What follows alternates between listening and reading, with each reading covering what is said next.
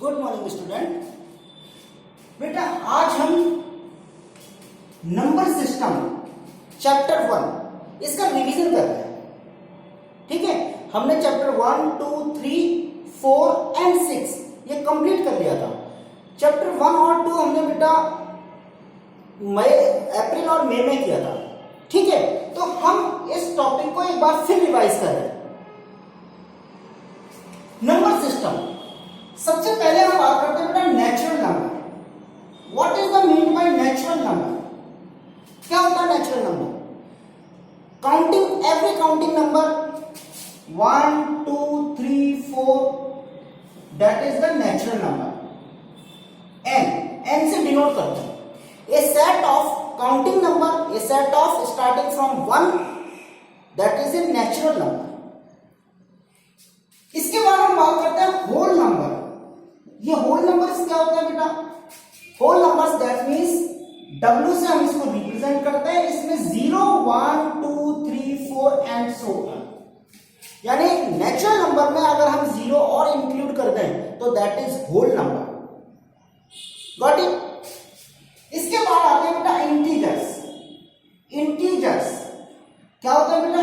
Integers that means I, और इसमें 0, 1, 2, 3 all the counting number included 0, -1, -2, -3 and so on. This is the set of integers. This is the set of integers denoted by I. अब हम बात करते हैं बेटा rational number. ये rational number क्या होते हैं? किसे कहा जाता है रेशनल नंबर? रेशनल नंबर बेटा हम 6th क्लास से, ठीक है ना, हम 7th क्लास से सीखते आए हैं rational number. What is the mean bye rational number? 7th में पढ़ा, 8th में भी पढ़ा था बेटा हमने ये। तो रेशनल नंबर क्या होता है बेटा? कि rational number is a form of P upon Q. Rational number is a form of P upon Q where P and Q are integers,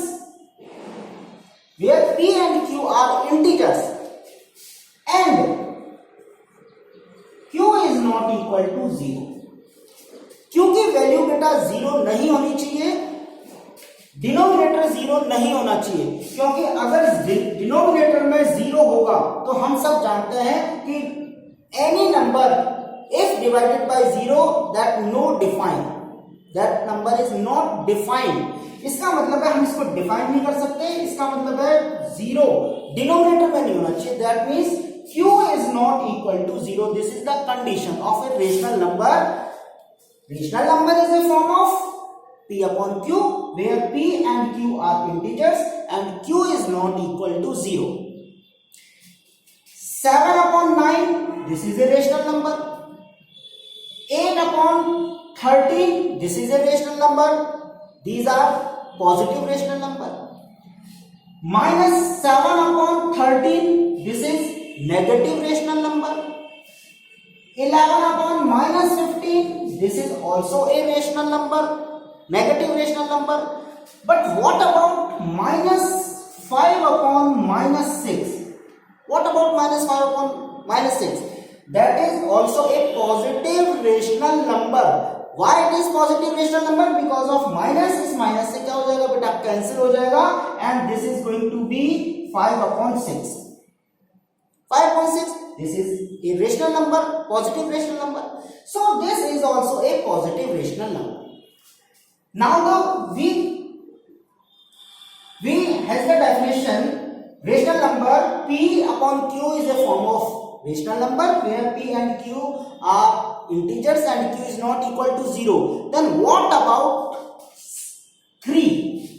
This is a rational number or not? Because there is no denominator, but you can write denominator as 1. You can write denominator as 1. So 3 upon 1 is a rational number beta. -5 we can write it -5 upon 1. This is a rational number. Got it? Now what about 0?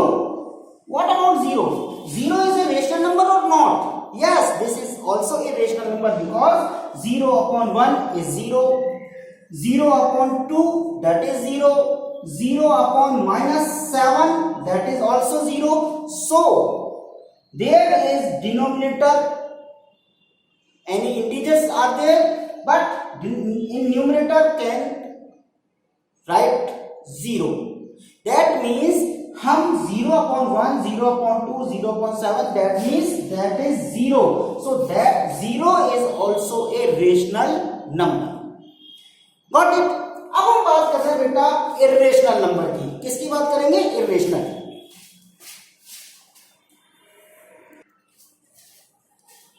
Yes बेटा. Now the irrational number. Irrational number क्या होता है? बेटा irrational number cannot be written in p by q form. ऐसे number जिनको हम p by q form में नहीं लिख सकते, जो number p by q form में नहीं लिखे जा सकते, कैन नॉट बी रिटन, नहीं लिखे जा सकते p by q फॉर्म में, ऐसे नंबर्स को हम इर्रेशनल नंबर कहते हैं. सेम ठीक है ना. p by q फॉर्म में नहीं लिखे जा सकते, जहां p और q इंटीजर्स हैं और q is not equal to 0, that number can written as irrational numbers. अब irrational numbers like root 2 cannot be written in p by q form. root 3, root 5, root 7, etc. These are irrational number.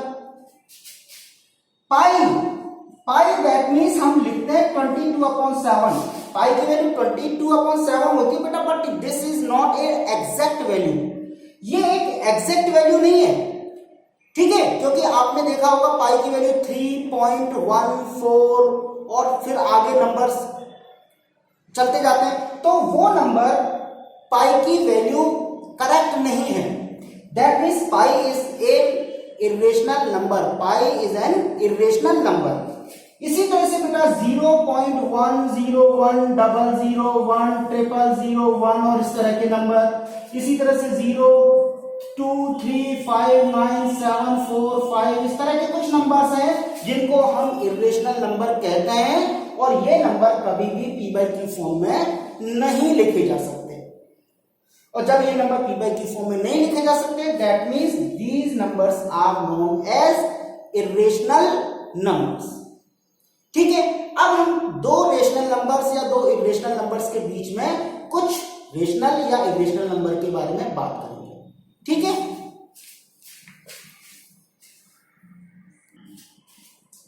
बेटा now the question is find 3 rational number between 1 and 2. 1 और 2 के बीच में हमें 3 rational number find out करना है. तो बेटा हमारे पास एक मेथड था जो हमने 7th क्लास में 8th क्लास में सीखा था कि पहले हम 1 और 2 को ऐड करेंगे और इसके बाद हाफ कर देंगे. दैट इज 2 और 1 3/2 हो गया बेटा. 2 + 1 3, 3 into 1 3/2. अब ये 3/2 किस किस के बीच का नंबर है? 2 और 1 के बीच का नंबर है ना बेटा. 2 और 1 के बीच का नंबर है 3/2. फिर हमें एक और, क्योंकि अभी तो एक ही फाइंड आउट हुआ है 3, हमें 3 फाइंड आउट करना है. अब हम क्या करेंगे, इन दोनों को फिर ऐड करेंगे और फिर उसको हाफ कर देंगे. क्या करेंगे 1 + 3/2 और फिर बेटा उसको हाफ करेंगे और ये आंसर आ जाएगा बेटा 5/4. ये 5/4. दैट मींस 5/4 किस किस के बीच का नंबर हो गया? 1 और 3/2 के बीच का नंबर हो गया. 1 5/4 3/2 and 2. दैट मींस ये दो नंबर हमने फाइंड आउट कर लिए. अब हमें एक और फाइंड आउट करना है जो कि हमें 3 कहा गया है. तो ये हम इन दोनों के बीच में फाइंड आउट कर सकते हैं बेटा, इन दोनों के, या फिर इन दोनों के बीच में फाइंड आउट कर सकते हैं, या इन दोनों के बीच में. इस तरह से हम ये नंबर्स फाइंड आउट कर सकते हैं सेम इस प्रोसीजर से. लेकिन बेटा अगर मान लीजिए 3 की जगह 13 होता, कितना होता 13, तो क्या हम इसको इसी तरह से करते जाते आगे? बहुत बड़ा हो जाता ना ये. तो हमारे सामने बेटा एक बहुत सिंपल सा मेथड है जिसको हमें फॉलो करना है. और वो क्या मेथड है? वो मेथड है बेटा हमारे सामने कि हम इसको 1 और 2 को इस तरह से लिखेंगे 2/1 और 1/1. 1/1. अब दोनों में डिनोमिनेटर सेम है ना बेटा. 1/1 और 2/1 में डिनोमिनेटर क्या है 1. और डिनोमिनेटर सेम है। जब डिनोमिनेटर सेम होता है बेटा, जब डिनोमिनेटर सेम होता है तो जितने नंबर हमें फाइंड आउट करने हैं, चाहे वो 3 फाइंड आउट करने होते या 13 फाइंड आउट करने होते, सपोज हमें 3 फाइंड आउट करने हैं, सपोज 3 फाइंड आउट करने हैं, तो हम क्या करेंगे 1/1 को 4 से मल्टीप्लाई कर देंगे और यहां पर भी 2/1 को 4 से मल्टीप्लाई कर देंगे, 4 से ऊपर भी और 4 से नीचे। तो ये हो गया बेटा 4/4 और यहां हो गया 8/4। कितना हो गया 8/4। अब इनके बीच में 3 नंबर लिख दो। 4/4 के बीच यहां आ गया 5/4, 6/4, 7/4। देखिए आगे नहीं है, आगे ना बेटा 3 नंबर। इस तरह से हमें कैलकुलेट करना है। अगर मुझे 13 फाइंड आउट करने होते 13, तो मैं इस 13 से एक नंबर ज्यादा, दैट मीन्स 14 से मल्टीप्लाई कर देता। अगर मैं इसे 14 से मल्टीप्लाई करता तो ये 14 1/1 को 14 से मल्टीप्लाई करता बेटा, और ऐसे ही मैं 2/1 को भी किससे 14 से मल्टीप्लाई करता। तो इस क्वेश्चन के लिए मैं इस क्वेश्चन के बारे में समझा रहा हूं। तो ये 14/14 और यहां भी 28/14। अब देखिए 14 के बाद 15/14, 16/14, 17/14, 18/14 और ऐसे करते करते 27/14 तक आप ये नंबर लिखेंगे और फिर काउंट करेंगे। 27 तक जब नंबर यहां से स्टार्ट करके यहां तक लिखेंगे और काउंट करेंगे तो आपको 13 rational number between this and this, that means 1 और 2 के बीच में फाइंड आउट हो जाएंगे। तो ये एक मेथड है बेटा। अब हमारे सामने सपोज ये क्वेश्चन है, ये क्वेश्चन है, हम जिस क्वेश्चन को कर रहे हैं find 5 rational number between this one and this one. अब ये क्वेश्चन है हमारे सामने बेटा, तो इस क्वेश्चन को हम कैसे सॉल्व करेंगे? देखो बहुत आसानी से आप इसको बता सकते हैं। सबसे पहले तो आप ये देखेंगे कि सर इसमें डिनोमिनेटर तो सेम ही नहीं है। आपने देखा सर डिनोमिनेटर तो सेम नहीं है, तो आपने क्या किया, इसका एलसीएम लिया बेटा, क्योंकि डिनोमिनेटर सेम करने का एक ही मेथड है और वो मेथड क्या है, एलसीएम ले लीजिए। एलसीएम जब आपने लिया तो 3 2 जा 2, 3 जा 3, 1 जा 3, ये नंबर इस तरह से आ गया। अब आपने देखा 2/6 तो यहां लिखा बेटा और 3/6 यहां लिखा। कि इनके बीच में हमें नंबर चाहिए, इनके बीच में नंबर चाहिए। मुझे कितने रेशनल नंबर चाहिए? 5 ना। तो मैंने क्या किया, मैंने 2/3 को इस 2/6 को 6 से मल्टीप्लाई कर दिया, क्योंकि 5 चाहिए। अगर मुझे यहाँ 10 चाहिए होते, मान लीजिए मुझे यहाँ 10 नंबर चाहिए, अब 10 फाइंड आउट करना है, तो मैं किससे मल्टीप्लाई करूंगा? 11 से करूंगा। 11 से मल्टीप्लाई किया तो बेटा ये हो गया 22/66। और ऐसे ही यहां 11 से मल्टीप्लाई किया मैंने, तो बेटा ये कितना हो गया 33/66।